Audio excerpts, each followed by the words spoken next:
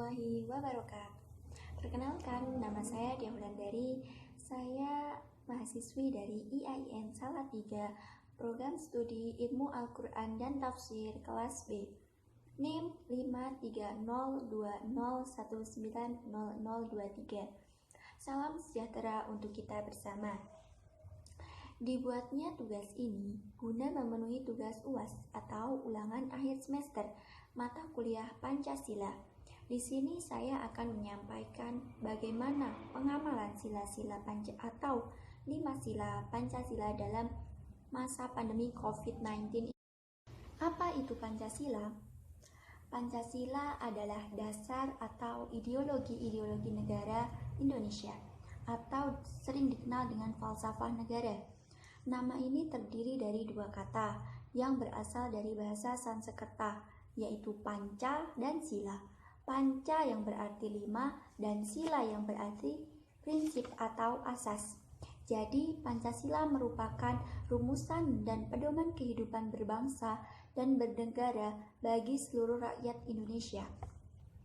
5 sendi utama penyusun Pancasila adalah ketuhanan yang Maha Esa, kemanusiaan yang adil dan beradab, persatuan Indonesia, kerakyatan yang dipimpin oleh hikmat kebijaksanaan dalam permusyawaratan perwakilan, dan keadilan sosial bagi seluruh rakyat Indonesia.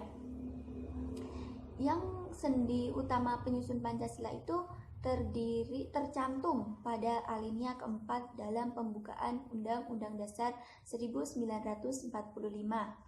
Meskipun terjadi perubahan kandungan dan urutan 5 sila Pancasila yang berlangsung dalam beberapa tahun selama masa perumusan Pancasila pada tahun 1945, yang kita peringati setiap tanggal 1 Juni sebagai hari lahirnya Pancasila, sebagaimana pertama kalinya diperdengarkan di hadapan sidang BPUPKI oleh Insinyur Soekarno sebagai rumusan dasar ideologi dan falsafah negara, dan di tanggal 18 Agustus 1945 Pancasila disahkan sebagai dasar ideologi dan falsafah negara dengan kelima isi Pancasila yang saat ini kita kenal.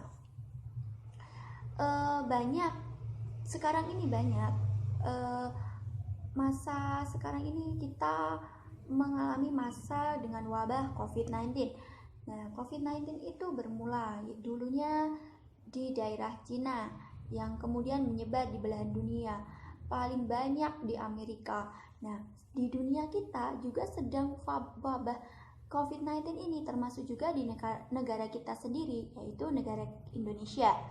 Sudah sejak bulan Maret negara kita terkena dampak COVID-19, bahkan sudah mencapai 30 ribuan lebih pasien yang terpapar COVID-19. Bagaimana kita harus menghadapi COVID-19 ini dengan pengamalan sila Pancasila? Nah, maka dari itu hal yang baik misalnya kita mengamalkan pengamalan sila-sila atau 5 sila Pancasila pada masa pandemi COVID-19 ini.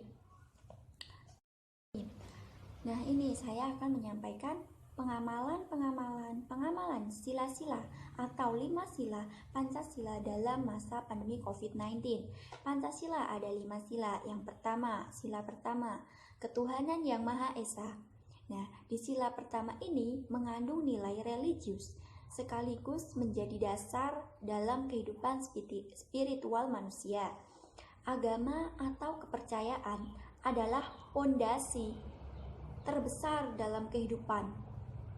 Oleh sebab itu, di sila ketuhanan yang Maha Esa ini berada di urutan pertama. Nilai yang terkandung pada Pancasila, sila pertama ini, salah satunya ialah percaya bahwa Tuhan itu ada. Pasti pada saat pandemi COVID-19 ini perlu penerapan sila pertama dapat dilakukan dengan cara selalu berserah diri kepada Tuhan yang Maha Esa, dengan cara selalu berdoa kepadanya untuk keselamatan dunia.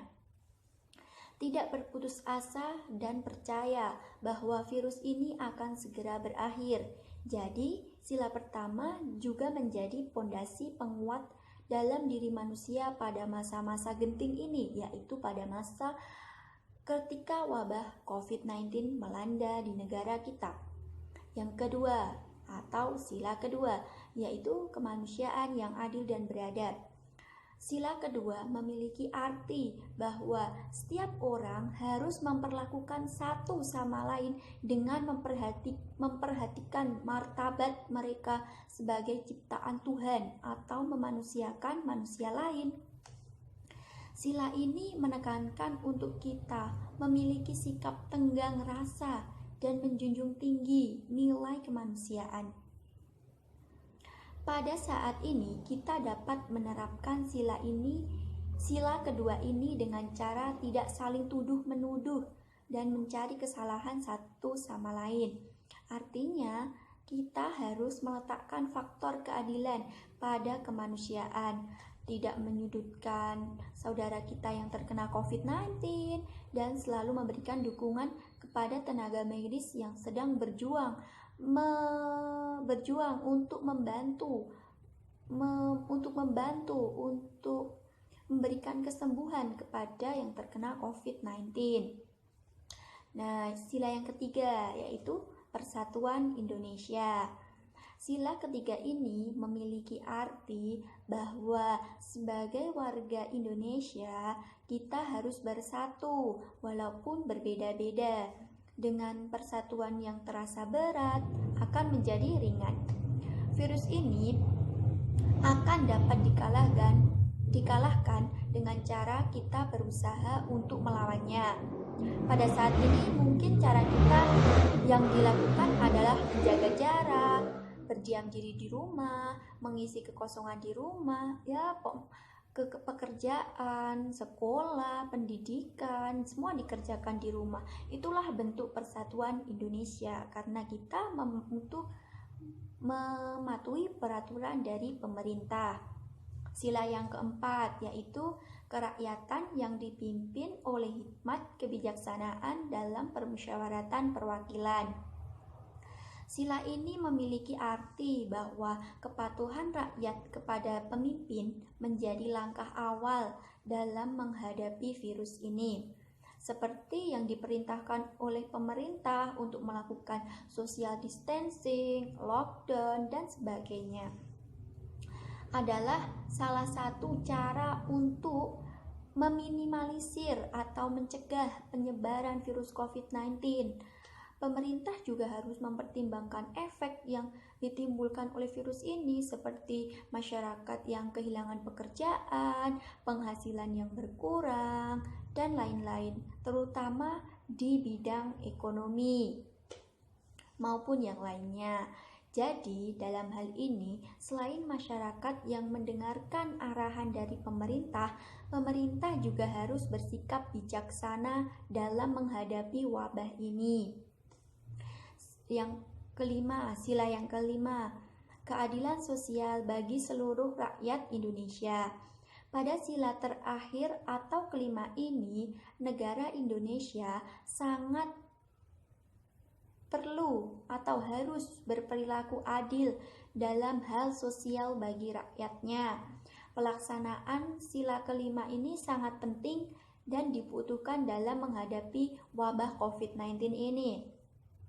Dalam hal ini dibutuhkan kerjasama antara masyarakat dengan pemerintah, antara masyarakat dengan masyarakat dengan pemerintah.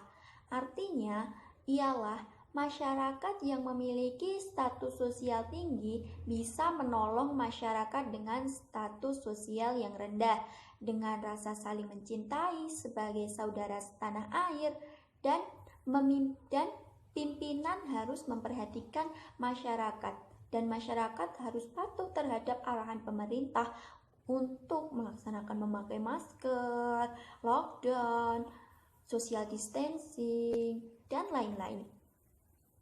Nah, terutama di bidang ekonomi ini, bagaimana sih dampak dari COVID-19 untuk perekonomian di Indonesia? Nah, berdasarkan pertumbuhan year on year, sumber pertumbuhan ekonomi Indonesia Pada triwulan 1 2012 terbesar pada sektor informasi dan komunikasi sebesar 0,53%. Hal ini wajar mengingat dengan adanya anjuran untuk tidak keluar rumah, maka banyak orang yang mengakses pekerjaan, hiburan, dan pendidikan melalui teknologi informasi. Seiring hal tersebut, volume penjualan listrik PLN ke rumah tangga meningkat. Berdasarkan rilis dari Badan Pusat Statistik, jumlah wisatawan mancanegara yang datang ke Indonesia pada triwulan 1 2020 juga turun drastis, hanya sejumlah 2,61 juta kunjungan, berkurang 34,9% bila dibanding tahun lalu. Hal ini sejalan dengan adanya larangan penerbangan antar negara yang mulai diberlakukan pada pertengahan Februari lalu. Jumlah penumpang angkutan rel dan udara juga tumbuh negatif seiring dengan diberlakukannya PSBB. Dengan menerapkan dan melaksanakan nilai-nilai Pancasila dalam menghadapi virus ini diharapkan dapat meminimalisir penyebaran virus ini dan dapat melawannya bersama-sama. Sekian, wassalamualaikum warahmatullahi wabarakatuh.